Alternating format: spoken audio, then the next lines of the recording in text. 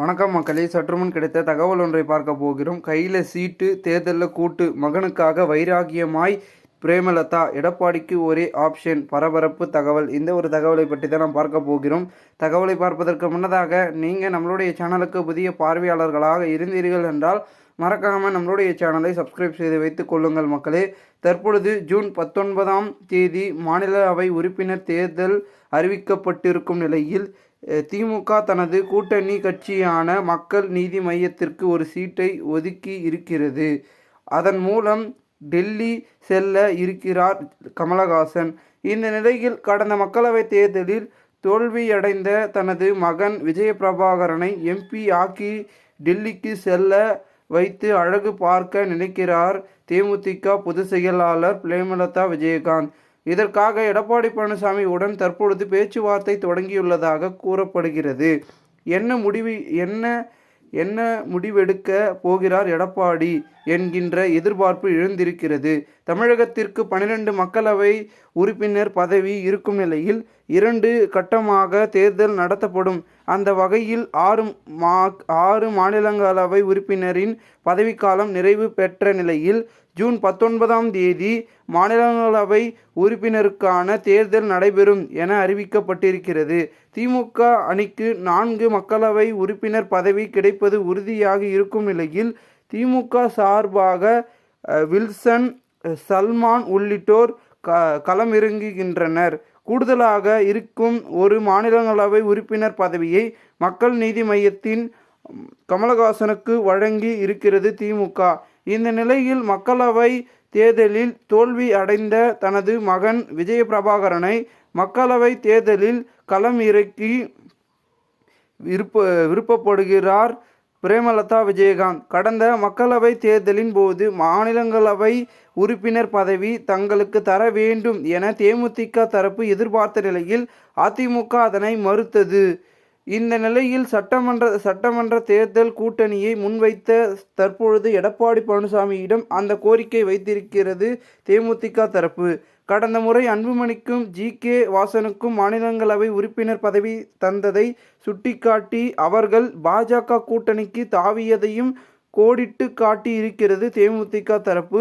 அதே நேரத்தில் இக்கட்டான சூழ்நிலையில் மக்களவை தேர்தலில் அதிமுகவுக்கு தோள் கொடுத்ததையும் நினைவு கூர்த்தும் இருக்கிறார் பிரேமலதா விஜயகாந்த். கடந்த இருமுறை நடந்த மாநிலங்களவை தேர்தலில் ஜி.கே. வாசனுக்கும் அன்புமணிக்கும் கொடுத்தது போல இந்த முறை அதிமுக நிர்வாகி ஒருவருக்கும் கூட்டணி கட்சிக்கு சீட்டுக்கு ஒதுக்க எடப்பாடி பழனிசாமிக்கு நெருக்கடி அதிகரித்து இருக்கிறது.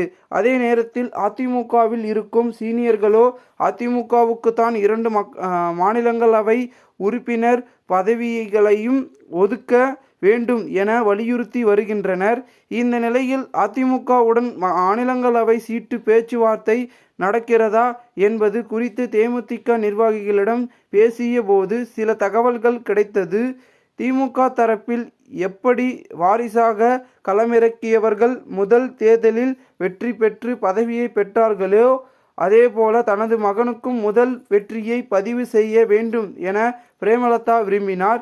அதன் காரணமாகத்தான் விருதுநகரிலும் களமிறக்கப்பட்டார். குறைந்த வாக்கு வித்தியாசத்தில் விஜயபிரபாகரன் தோல்வியடைந்த நிலையில் விஜயபிரபாகரனை விட தனது மகன் தோற்றதற்கும் பிரேமலதா விஜயகாந்த் தான் வருத்தப்பட்டாராம். விஜயகாந்த் சந்தித்த முதல் தேர்தலிலேயே வெற்றி பெற்றார். அதேபோல தனது மகன் வெற்றி பெற வேண்டும் என்பதுதான் அவரது விருப்பம். ஆனால் தோல்வியடைந்ததால் அவரை எப்படியாவது எம்பி ஆக்கி டெல்லிக்கு செல்ல வைக்க வேண்டும் என்பதுதான் பிரேமலதாவின் விருப்பம். அதற்காகவே அதிமுகவுடன் கூட்டணி வைத்தார். ஆனால் எடப்பாடி பழனிசாமி சீட்டு இல்லை என கூறி பிரேமலதா தரப்பை அதிருப்திக்குள்ளாக்கி உள்ளது. அதனால் தான் தற்பொழுது கூட்டணியில் இருக்கிறோமா இல்லையா என்பது குறித்து கூட அவர் பேசவில்லை. மாநாட்டிற்கும் பிறகு தான் கூட்டணி குறித்து பேசுவோம் என திட்டவட்டமாக கூறி வருகிறார். இது எடப்பாடி பழனிசாமி தரப்பை பதட்டத்தில் வைத்திருக்கத்தான் என்கிறார்கள்.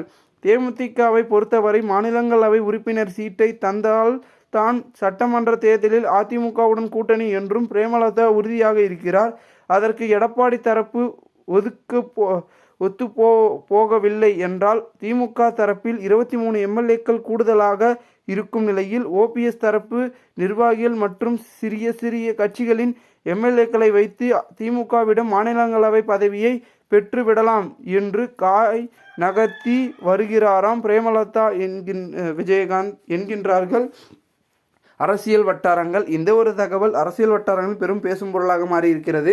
இந்த ஒரு தகவலை குறித்த பொதுமக்கள் உங்களுடைய கருத்துக்களை கூறுங்கள். இதுபோன்று நீங்கள் அரசியல் சார்ந்த நிகழ்வுகளாம் தினசரி தெரிந்து கொள்ள சேனலை சப்ஸ்கிரைப் செய்து வைத்துக் கொள்ளுங்கள்.